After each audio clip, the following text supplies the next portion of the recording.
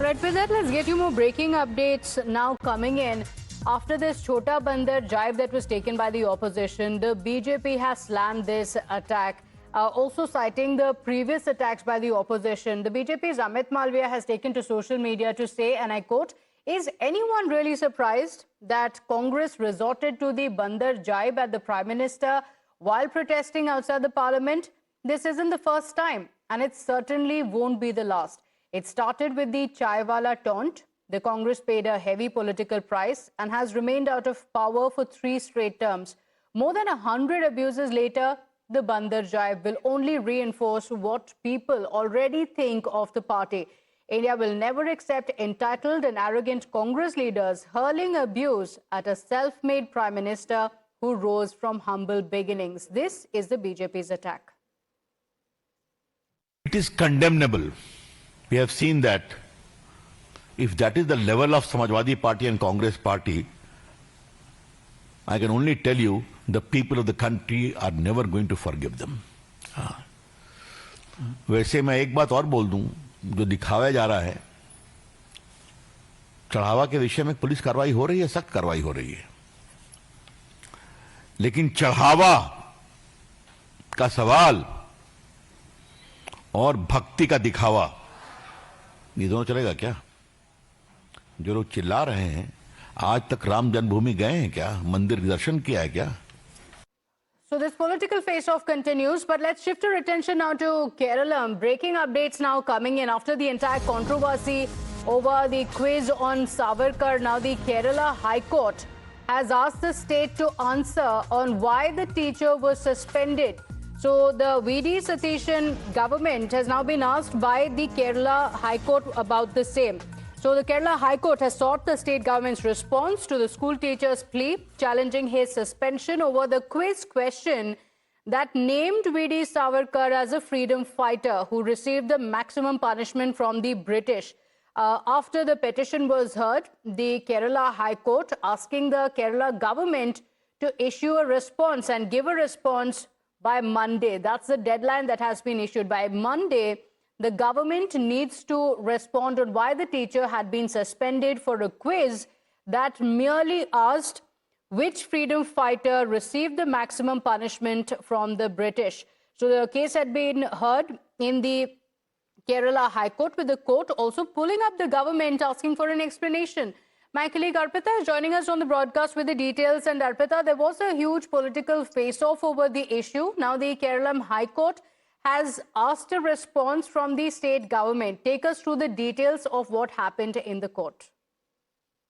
Well, Pratibha, the petition has been filed by Guru Prasad Rai K, who had framed the question about Savarkar. Afterwards, there was a lot of controversy. LDF had hit out at the UDF government, saying they are echoing Sangh Parivar's ideas. Afterwards, the education minister had come forward, ordered for an inquiry, and then the teacher who had framed the question was suspended. And then when this teacher appealed at the High Court has noticed and said, in fact, that there was no need for suspension. They could have taken a disciplinary action against this teacher, but what was the need for suspension is what the judge had asked. And that is why now the court has asked the state government to respond by August 17th on what was the exact reason for the suspension. Why did the government choose to suspend and not take any disciplinary action against the teacher?